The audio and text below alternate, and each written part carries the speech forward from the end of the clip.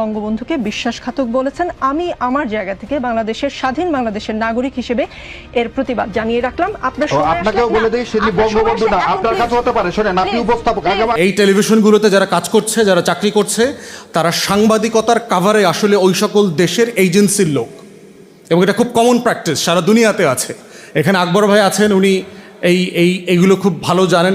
Strategic যে জায়গাগুলো আছে, যে কিভাবে এজেন্সি সাংবাদিকতা আড়ালে এমবেডেড কাজটা করে বিভিন্ন দেশে।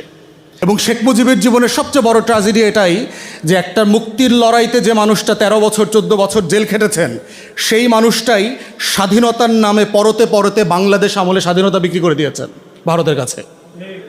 এবং এটাই হচ্ছে তার জীবনের সবচেয়ে বড় ট্র্যাজেডি, যে মানুষটা বাংলাদেশের গর্বিত গান্ধী হতে পারতেন, জিন্না হতে পারতেন, তিনি বাংলাদেশের মীর জাফরের রোলে চলে গেছেন, দেশ বিক্রি করার লড়াই করেছেন।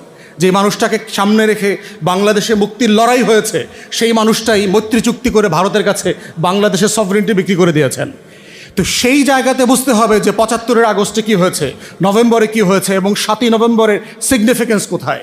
7ই নভেম্বর এবং আমাদের আগস্টের লড়াইয়ের কমন ফ্রেম হচ্ছে আমাদের শত্রু চেনার রাজনীতি। আজাদির লড়াইয়ের প্রধানতম শর্ত হচ্ছে ইতিহাসের মধ্য দিয়ে আমার শত্রু চিনতে হবে। এটাই হলো আমার সায়েন্স, এটাই বেঁচে থাকার শর্ত। এবং একটা রাষ্ট্রের আজাদির শত্রুকে যদি আমরা বারবার চেনার পরে আবার ওই ফাঁদে পড়ি, তাহলে ওই রাষ্ট্রকে বারবার রক্ত দিয়ে, ঘাম দিয়ে, শ্রম দিয়ে, আবু সাইদদের রক্তের উপর দিয়ে বারবার লড়াই করতে হবে, কিন্তু দেশ স্বাধীন থাকবে না। তো ঠিক একই বাস্তবতায় আওয়ামী লীগের জন্ম হচ্ছে আজন্ম পাপ এবং আমাদের নিরাপত্তার হুমকি। ওর জন্ম কিন্তু পলাশী দিবসে, বারবার বলেছি, দেশবাসীকে বুঝতে হবে।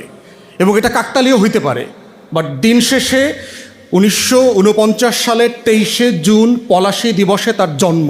তো ওর জন্মটাই হচ্ছে আজন্ম পাপ, যে ওর জন্মটাই হচ্ছে একটা প্রতিবন্ধত্ব নিয়ে জন্মাইছে, যে ও শুধুমাত্র বাংলাদেশের স্বাধীনতা সার্বভৌমত্বের ক্ষতি করবে, এই ক্ষতি করার মধ্য দিয়ে সে বেঁচে থাকবে। এটাই তার ব্লাড ফ্লো, এটাই তার ব্লাড সার্কুলেশন তৈরি করে, এটাই তার পলিটিক্যাল ডায়ালিসিস। এটাই যে কিডনি নষ্ট হলে ডায়ালিসিস করতে হয় না, দূষিত রক্তকে শোধন করে আবার পরিশুদ্ধ করে। আওয়ামী লীগের পলিটিক্যাল ডায়ালিসিসের প্রসেস হচ্ছে যে বাংলাদেশের স্বাধীনতা সার্বভৌমত্বকে ধ্বংস করে দিল্লির গোলামি কায়েম করবার মধ্য দিয়ে তার রাজনীতি এবং তার রাষ্ট্র কাঠামো গঠন করা। এবং এইটা বোঝার মধ্য দিয়ে হচ্ছে আমার মাটির, আমার জমিনের আজাদির লড়াই, এটা বুঝতে হবে।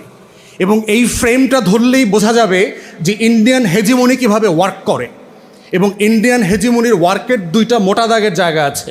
একটা জায়গা হচ্ছে তার পলিটিক্যাল হেজিমনি, দিল্লির পলিটিক্যাল হেজিমনির একটা জায়গা আছে। আর দ্বিতীয়ত হচ্ছে তার কালচারাল হেজিমনি, তার কলকাতা কেন্দ্রিক যে নাচ, গান, কবিতা, সাহিত্য, রবীন্দ্রনাথ